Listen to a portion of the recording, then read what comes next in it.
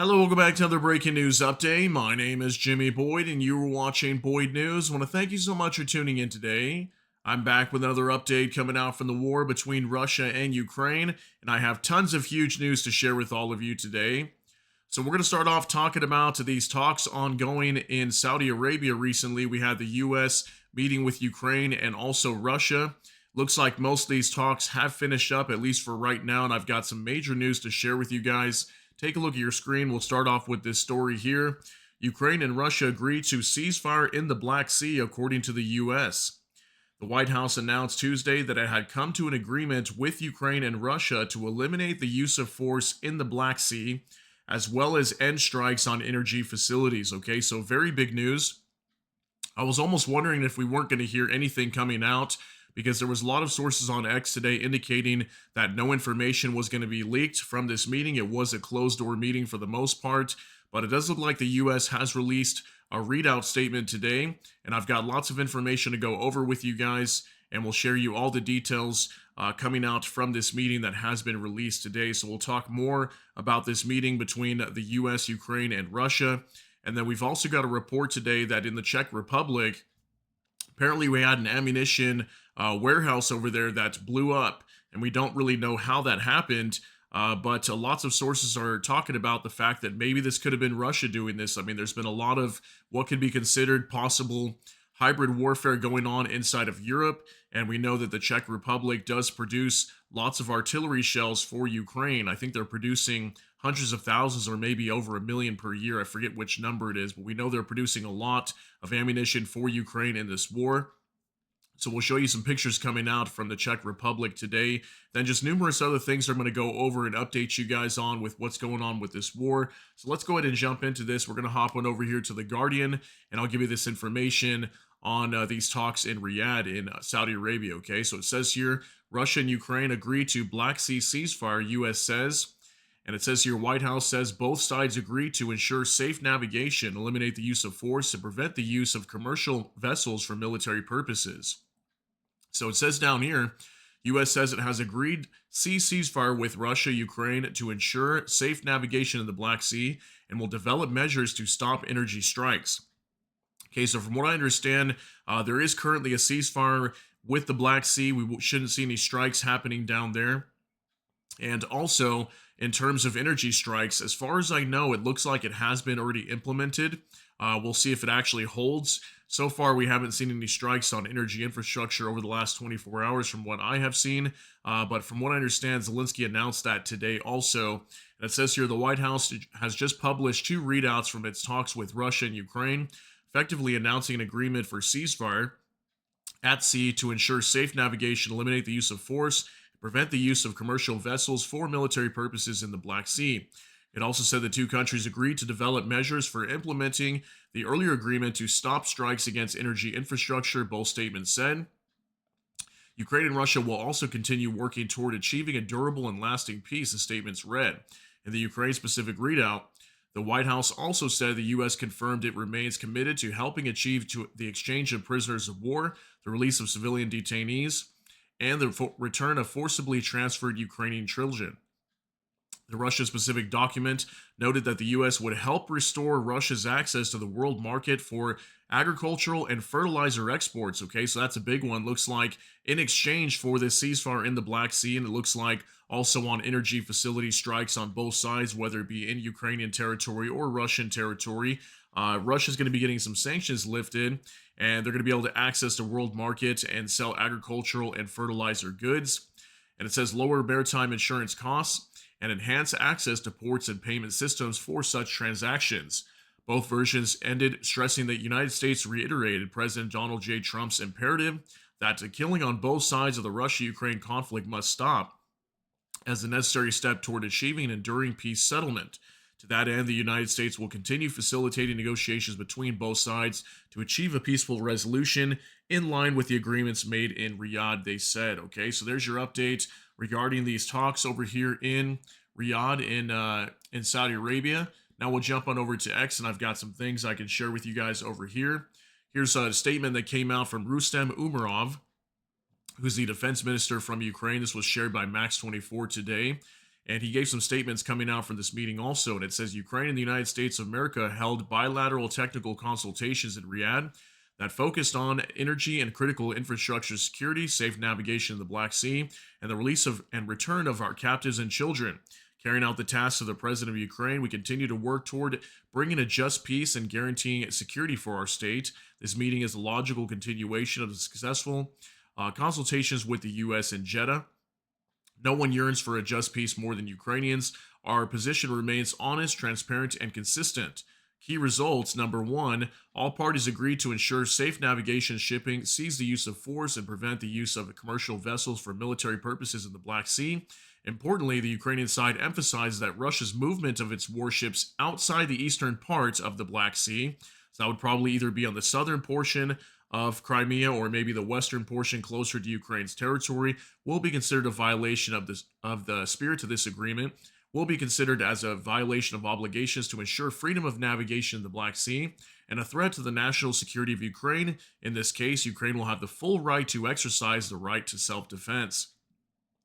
All parties agreed to implement the president's agreements, reading a complete ban on strikes on the energy infrastructure of Ukraine and Russia. All parties welcome the involvement of third countries in order to support the implementation of energy and maritime agreements. Number four, parties will continue to work towards sustainable and lasting peace. Number five, United States confirmed its support in assisting in the exchange of prisoners of war, release of civilian detainees, and the return of forcibly deported Ukrainian children.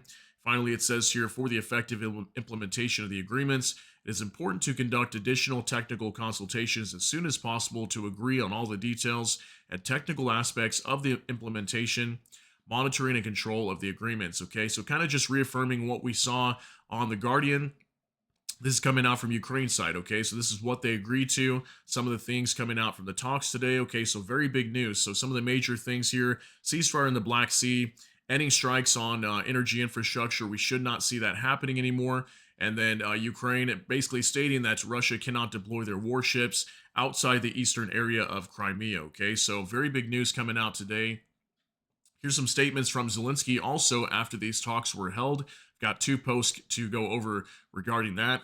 From Savchenko, Volodymyr, Zelensky says, Umarov asked the American side when the agreements could come into force, and they believe that implementation could begin immediately after the U.S. officially issues its statements, which looks like they already have. Some readouts came out from the U.S. today, so this should be in effect as of today.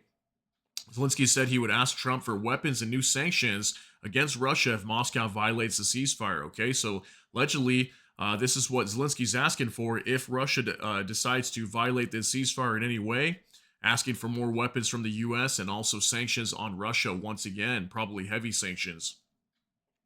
Now the Ukrainian review. We do not strike at their energy facilities. They do not strike at ours. Zelensky on the agreements reached in Riyadh.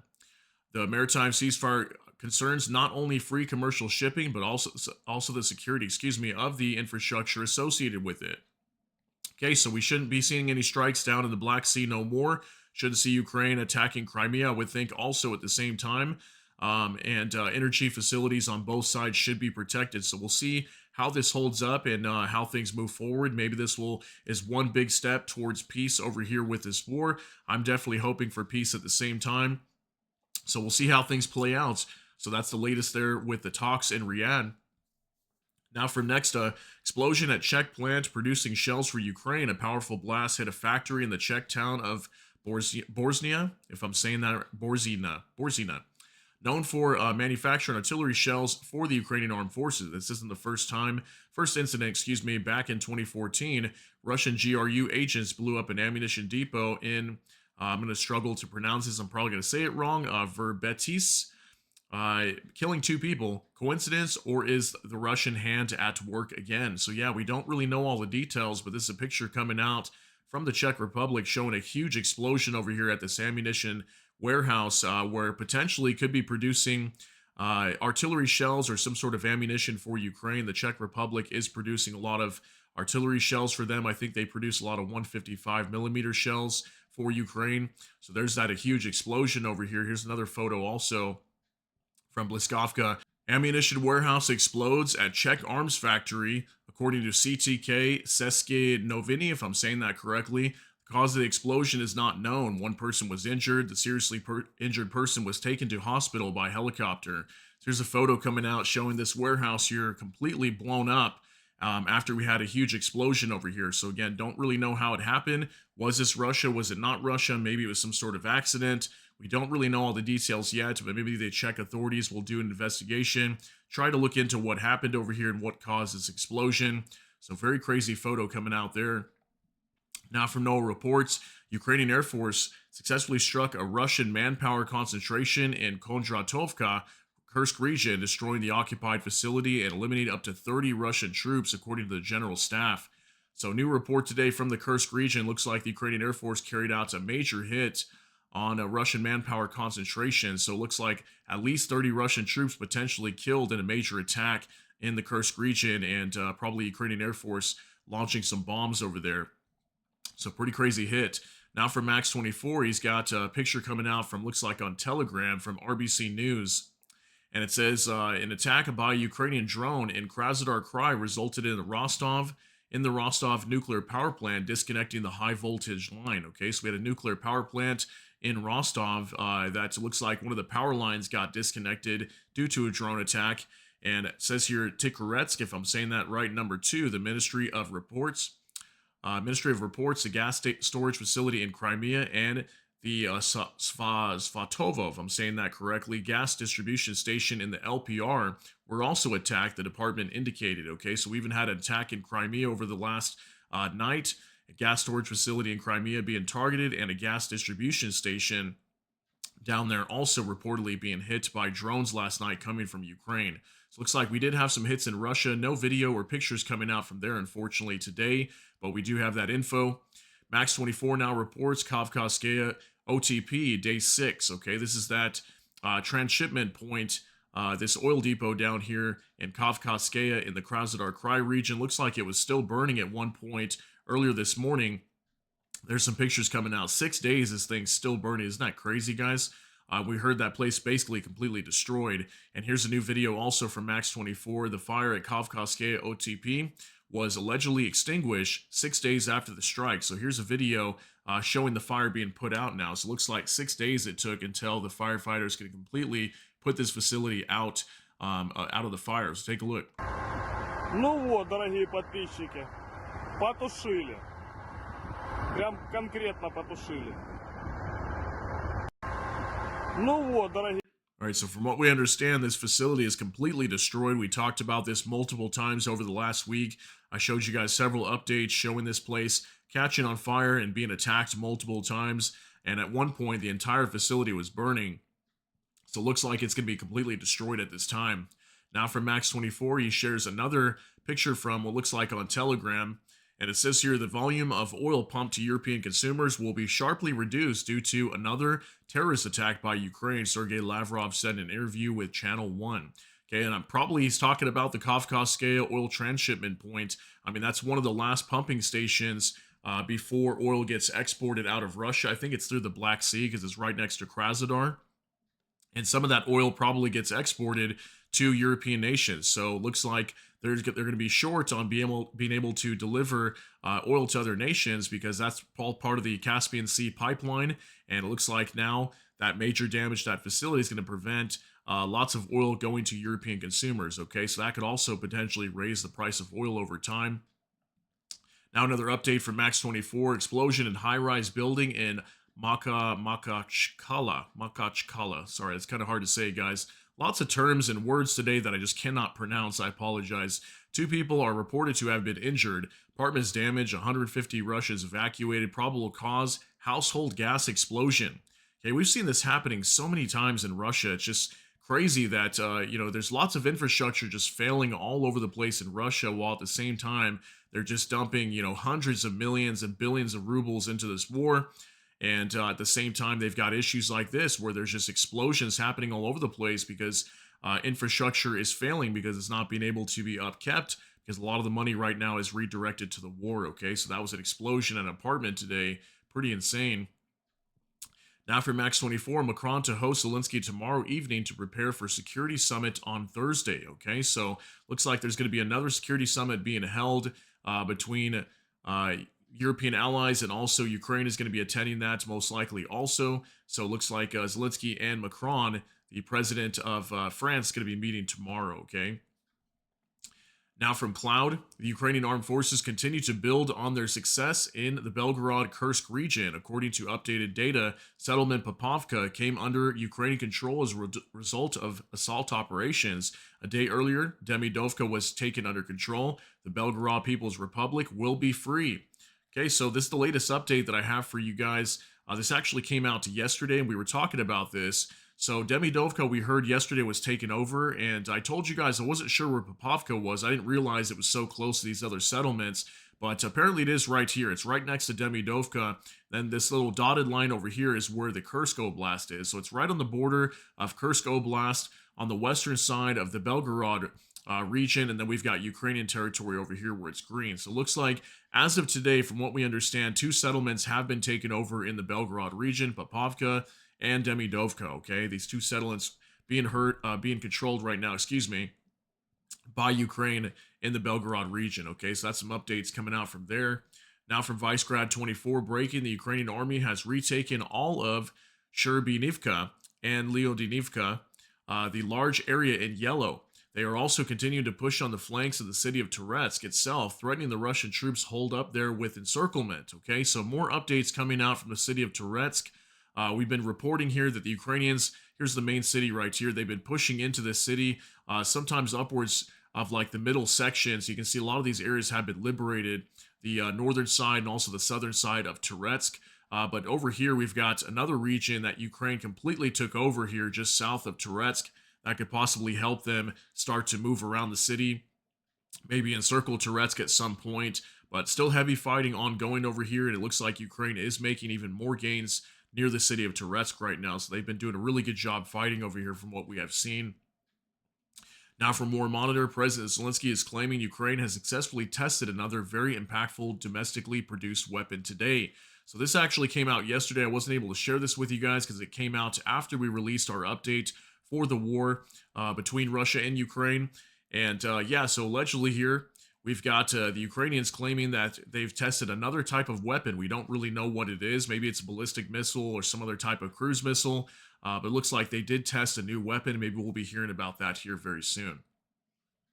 Now from NOAA reports, Zelensky confirmed the use of Long Neptune cruise missile, 1,000-kilometer range against a Russian oil refinery. But this wasn't its first strike. Ukraine had already used it on a military target in occupied Crimea. New systems were also tested recently. Okay, so we thought that the Long Neptune missile being used on the Tuapse oil refinery in the Krasnodar Krai region just like a week or 2 ago, we thought that that was the first time that it had been used, but allegedly, looks like Zelensky said that it has, or the Ukraine is confirming that it has been used more than one time already. So it was also tested in Crimea. So pretty crazy news coming out. They've actually tested it multiple times now. So now from NOAA reports, 3 Russian journalists from pro-Kremlin media outlets under EU sanctions were killed in Ukraine. Zvezda cameraman Andrei Panov, driver Alexander Serkeli, and Izvestia journalist Alexander Fedorchuk.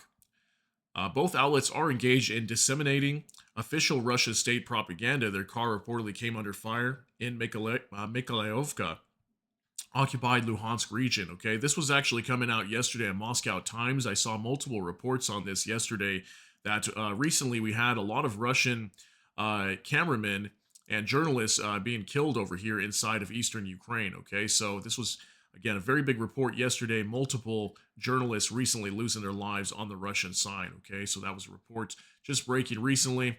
Now from War Translated, Russia has begun drills involving the use of intercontinental ballistic missiles. The Russian Ministry of Defense reported that the strategic missile forces have started exercises involving missiles with nuclear warheads. The exercise involved intercontinental ballistic missiles YARS. Okay, so looks like Russia now going to be holding some drills using intercontinental ballistic missiles and the YARS system. We've talked about this before, and Russia's doing a lot of drills right now. Pretty soon they're going to be doing massive military drills in Belarus, and that's why Lithuania is very concerned about that right now. Poland's concerned about it.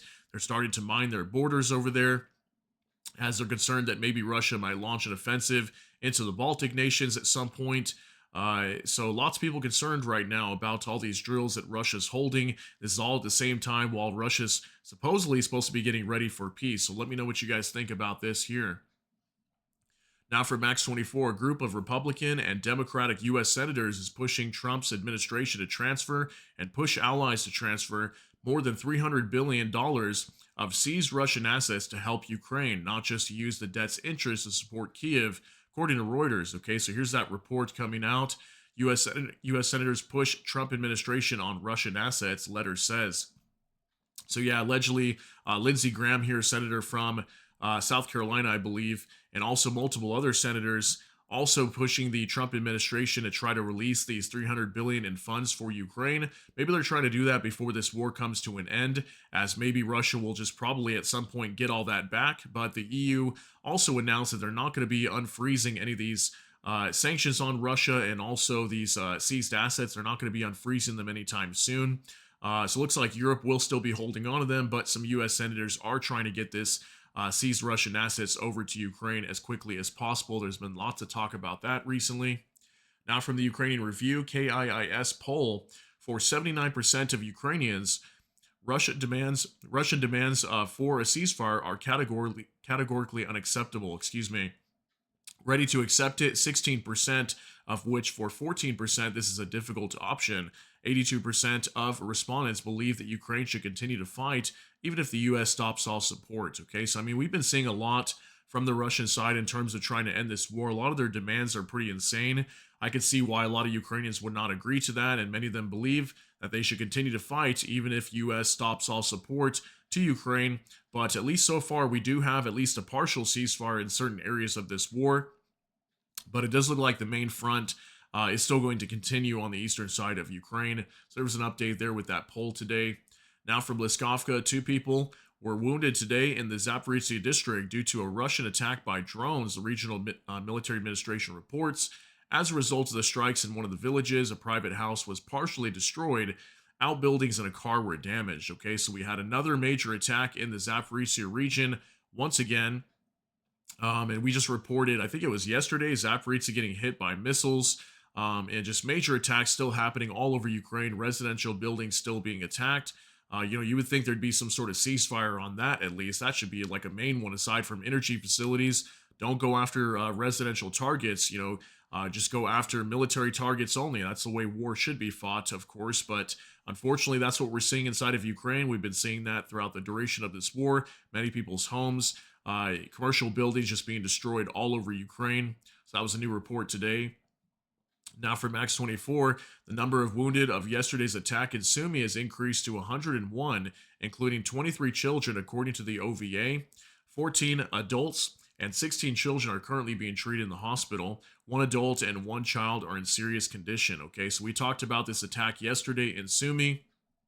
This was a major missile attack, and I think I got that confused. Zaporizhzhia was a couple days ago. Yesterday was actually Sumy that we talked about this, where the Russians launched a massive missile attack over here. So this number has increased to 101 people being wounded. I think yesterday, I want to say we had up to like 30 people or so, 40 people. I can't remember the exact number. It was much lower than 100, so now it's shot up to over 100 people, 101 now, and many of them being children, being affected by these strikes. Okay, there was like a school being destroyed over here. There was residential buildings you see catching on fire, cars being destroyed, lots of civilian infrastructure being hit in that major attack on Sumy yesterday. All right, now from Bliskovka, air defense forces of Ukraine destroyed 78 out of 139 Russian UAVs. 34 Russian imitator UAVs were lost locally without negative consequences. Okay, so 139 Russian drones going into Ukraine last night. Looks like Ukraine brought down a good majority of these, at least 78 being shot down, 34 probably being brought down by electronic warfare. So there's your daily update with the amount of drones going into Ukraine. Now, our final update of the day from the Kiev Independent. These are the indicative estimates of Russia's combat losses as of March 25th, according to the Armed Forces of Ukraine. And our final update of the day, Russia's losses as of March 25th, 1,180 troops, 18 AFVs, 98 vehicles and fuel tanks, 5 tanks, 61 artillery systems, 118 UAVs, 3 MLRS, and it looks like that is it according to this this chart here. And again, the biggest number that I'm seeing here, 61 artillery systems. There's been a lot of artillery guns just being destroyed on the Russian side recently. Everything else looks about average. Vehicles and fuel tanks a little bit lower.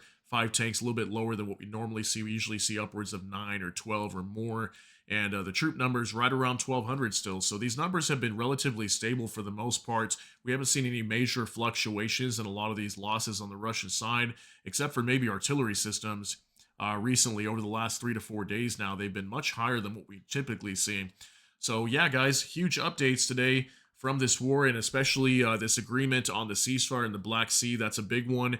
We shouldn't see either side, for the most part, attacking energy facilities, whether it be oil depots inside of Russia or Ukraine's energy grid being battered even further. But it does look like this war is still continuing for right now, and we'll see if more talks end up being held in the future. But we know that that was supposed to be a major talking point with these discussions in Riyadh in Saudi Arabia this week, was mainly trying to reach a ceasefire in the Black Sea, okay? So let me know what you guys think about all these updates. I want to thank you so much for tuning in. If you got something out of this, please smash that like button. Also, if you enjoy my content, please consider subscribing down below. Hit the notification bell, that way YouTube can notify you. And with that, hope you all have a great day. Everybody take care and God bless, and we'll see you in the next one.